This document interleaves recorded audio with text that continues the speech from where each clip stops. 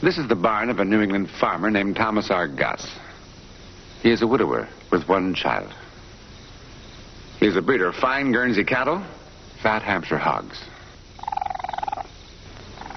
But listen.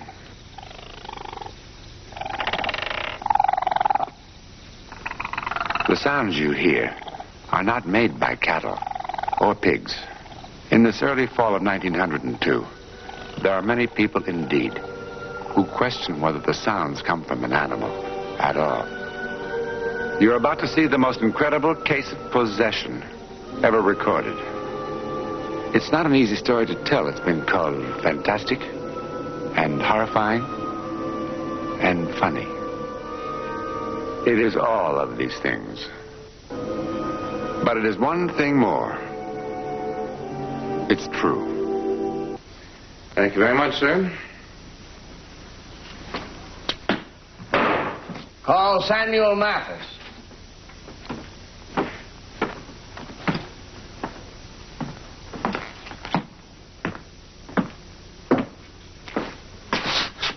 As you know, Mr. Mathers, after 3 days, the prosecution has still been unable to find a single juror who is without bias. I devoutly hope we'll have better luck with you. If not, I will move that Judge French try these defendants on the charge of arson without a jury. For no matter what the attitude of the town, they are indeed guilty of arson. Guilty of Christian piety, not arson. That will do, Mr. Marlott. I apologize for the outburst, Your Honor. What is your full name, please? Samuel Mathis. Where do you live? Here in this village. The exact address. 13 Sutter Street. How long have you lived here? All my life. Do you know any of the defendants? Yes, I know all of them. How long have you known them? Oh, as long as I can remember. And, Mr. Goss? Mr. Corning? Yeah. I'm Brian Christopher. Want to wire your paper. Mr. Christopher. You're the only reporter to show up. Do you recognize... Well, how many did you invite, Mr. Serious one? 10. This is a very important thing to this village. Mr. Mathis. No, but not to the village of New York or Boston or Providence. You came. You know, I was sent by an editor with a warm sense of humor. I don't understand. You said something about demons in your wire, sir? Yes? Or was it a demon who burned down this poor man's barn? Men burned it down to kill a demon. That's their defense? It is. And you were aware of certain They're events fools. that have occurred in the Why? many years. Because they can't win. Why not? Referring to trials. And because, Mr. Christopher, nobody will take them seriously. This is 1902, not 1690. In the hills, sir. Those dates sometimes are closer together than you'd think. I'm not that close, sir. And are you descended from or in any way connected with any witch or warlock executed in the Commonwealth of Massachusetts? I am not. Do you believe that there were witches in Massachusetts? I believe that there are witches here. Witches, Mr. Mathers? Or harmless and persecuted old women? Witches. Your Honor, prosecution challenges this juryman. He's unacceptable. You may step down, Mr. Mathis. We've about used up everybody in this town. Your Honor, I move that you try the case without a jury. The prosecuting attorney and the attorney for the defense will confer with me in my chambers. Witches? Are they serious? Deadly serious. Come, I'll show you. Well, there's the barn. What's left of it? Goody. It'll be built again. It's been burned and rebuilt before. Oh, when? 1691, first time. In the beginning, it was a 2-room house owned by a spinster named Betty Randall. What do you think a witch should look like? I wouldn't know. Tall, pointed hat, sunken mouth, nose up. Betty Randall was 22. She had hair the color of corn, eyes as black as pitch, a figure that set women to screaming with rage. She was brilliant and beautiful. She was burned to death in this house, her own house, because 2 12-year-old girls called her a witch. You've made quite a study of Mrs. Randall, haven't you? She was my great aunt, 6 generations removed, I had a wish to study her, and I had the time. That's the gift of the sea. Time to read and think. You were a sailor. 18 years, captain of the China Run. Well, any more questions, Mr. Corning? Or are you now ready to meet Roger? Roger who? You mean the demon? Well, the girl keeps Roger in her room now. Come along, I'll introduce you to Goss.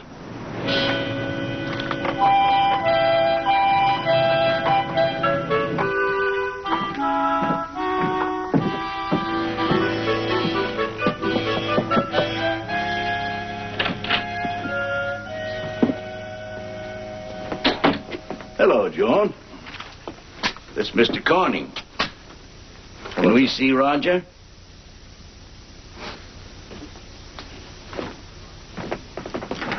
Goss.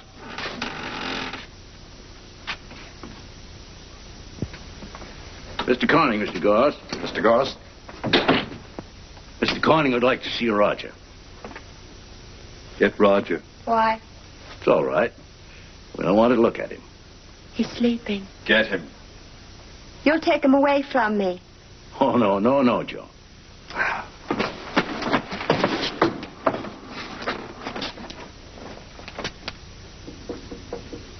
Roger, 9. please come out. Leave me be. Deja mi solo. Il se schod. Ich wünsche ein Zimmer mit Bad. What's that? Well, first he said in French, it's hot. Then in German, I'd like a room with a bath. He has quite a sense of humor. Look, I don't understand. Why is he under the sink? Is he a dwarf or deformed or a midget or ugly or something? None of these things, Mr. Corning. Please bring him out, Joan. I'm sorry, love.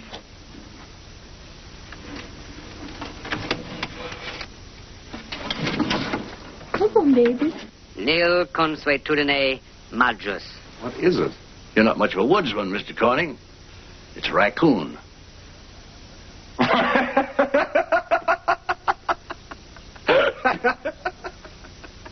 This is hilarious. A raccoon who speaks 6 or 7 languages? Come on. Aye, very funny. Don't the villagers get the joke? What joke?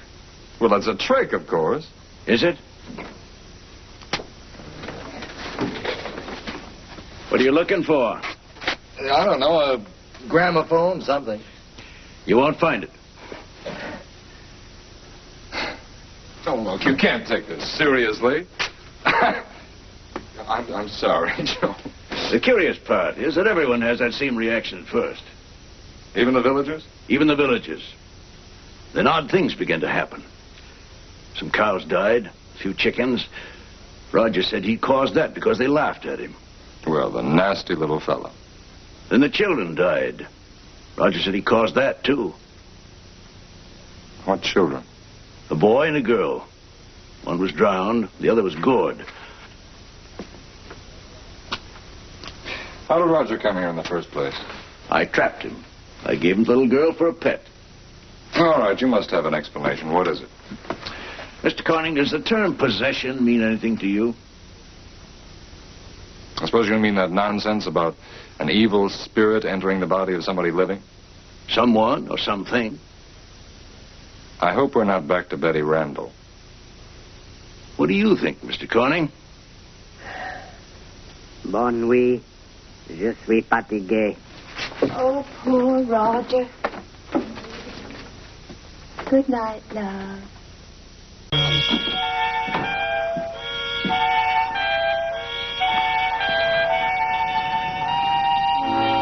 Morning.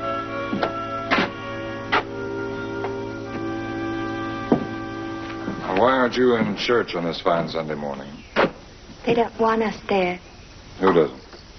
All of them in the town. How's Roger this morning? All right. Joan, Roger never seems very talkative when Mr. Christopher is away, does he? It was kind of Mr. Christopher to bring you, Roger, wasn't it? I never had a pet before. Once I had a doll. It was made of paper. It blew away, I think. John, tell me about Mr. Christopher. He has a tattoo on his arm. He knows all about sharks. Why did he quit going to sea? Because he doesn't have a ship. Why not? Because it sank. How? What happened to him? Sometimes the men make fun of him. Once they gave him a bottle with a boat in it. They said he could get as drunk as he wanted, but he couldn't wreck this one. Did they now?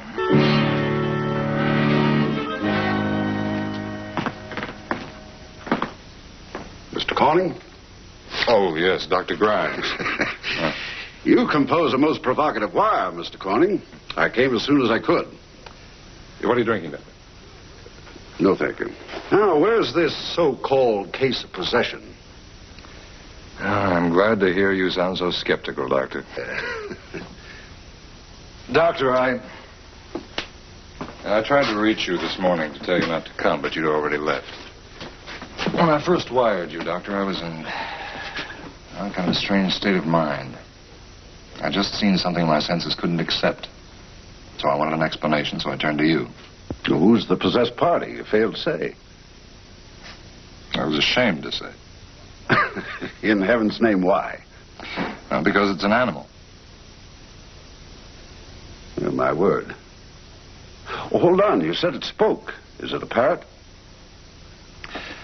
No, it's a raccoon, Doctor. Oh, no. Isn't that splendid? So you see why I was a little hesitant to... Oh, indeed, yes. Of course, you realize it's utterly impossible. I mean, the vocal cords, the tongue... It is funny, Doctor, but it's cruel, too. There's already been barn burning. I pray the men were caught. Yes, the trial's due to end today, but the hating won't end, Doctor. You see, a cruel joke is being played on the people of this village. Well, do you know by whom? Yes. A man by the name of Christopher. He's been bitterly hurt by the people of this village. Now he's getting even. It was he who found the animal in the first place. He's well educated. He speaks several languages. And I'd be willing to bet my last dime he's also an accomplished ventriloquist. Although where he learned that, I don't know. Well, one is very often born with a gift of ventriloquism. Well, in any case, I would like to have a chat with our little raccoon friend. I just have time to stop by the farm before the court opens. Any policeman can point out the way to you. You aren't coming? No, well, I think I'm going back to Providence for now, Doctor. What I've seen around here has made me a little bit sick. But I may stop by on my way to the station. Yeah, try by all means. Good luck to you, Doctor. Thank you. Oh, sorry. My fault. What's this I hear about you going back to Providence, Corning? You can't leave till the trial's over. They'll be found guilty. There'll be a riot in this village like nothing you've ever seen in your life. That'll suit you right down to a T, won't it? I couldn't care less about these savages. It's the animal. Oh, come on, man. The game is over. The joke is played out.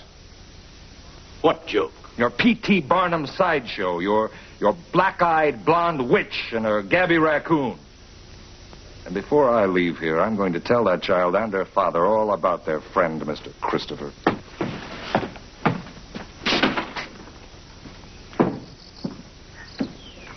One of the doctors is in there. I know. If he tries to buy Roger, we'll run away. He's mine.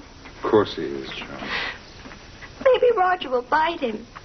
Maybe you will. Joan, has Mr. Christopher been here today? No, not today. It's too bad. Now the doctor will never hear Roger talk. Joan, I want you to know the truth. Oh, they talked. If what? They talked. What does she mean? What? Well, Joan here tells me that you and Roger have just been having a nice little talk. We did.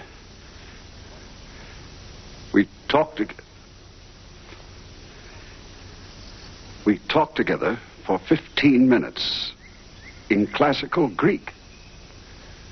Not just talk, a discussion. It's impossible. Christopher wasn't here. No. No, he wasn't. We'd best be getting to the trial. Coming, Mr. Corning?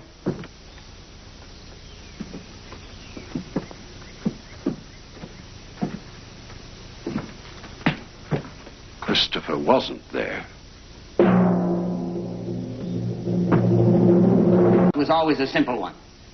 Whether John Marlott, Emery Link, and John James did, in fact, set fire to the Goss barn as charged. Certainly, supernatural hearsay was not evidence and was not admissible. Therefore, since each of the defendants has admitted his guilt, this court finds John Marlott, Emery Link, and John James guilty of arson as charged. Have you anything to say before sentence is passed? Aye. You can do what you want with us now. It doesn't matter. Samuel, does it matter? No! Because the devil is dead now!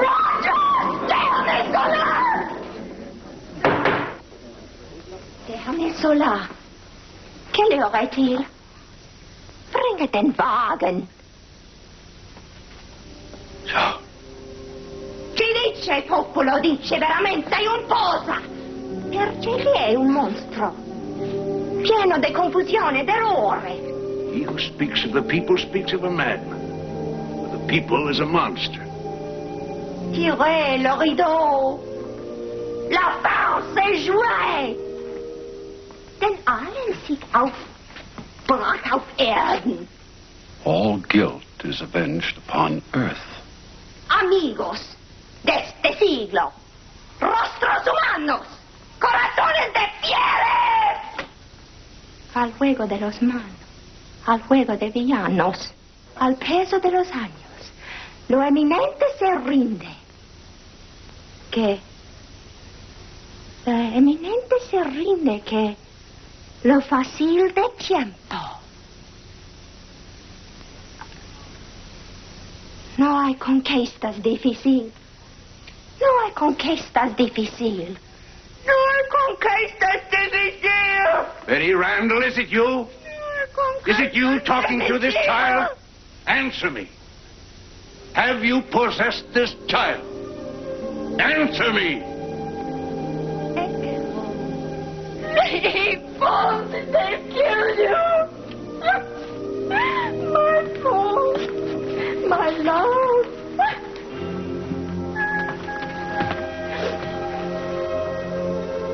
She was the one. All the time, she was the one. Come away. Come away, death. And in sad cypress let me be laid. Fly away. Fly away, breath. I am slain by a fair, cruel maid. Fly away, breath. I'm slain by a fair, cruel maid. No, of course it wasn't the raccoon who spoke 7 languages, including classical Latin and Greek. It was a young girl who had never been to school in her entire life. Who was Joan Goss? Was she one of the world's geniuses? Or one of the world's most tormented souls? Or both? We shall never know, because 6 months after the trial, she was dead. She didn't die in a burning barn like Betty Randall 3 centuries before her. She died in a cool hospital burning with scarlet fever. In that little New England town, there are some who still claim that Joan Goss was indeed possessed by the spirit of Betty Randall, who was in so many ways like her. And sadly, there are a few who say it's a good thing she died so young, before, as they say, she could do any real harm, or before science could really investigate her. When in the world will we ever be strong enough to face that which we don't understand? But without fear. Face it with hope.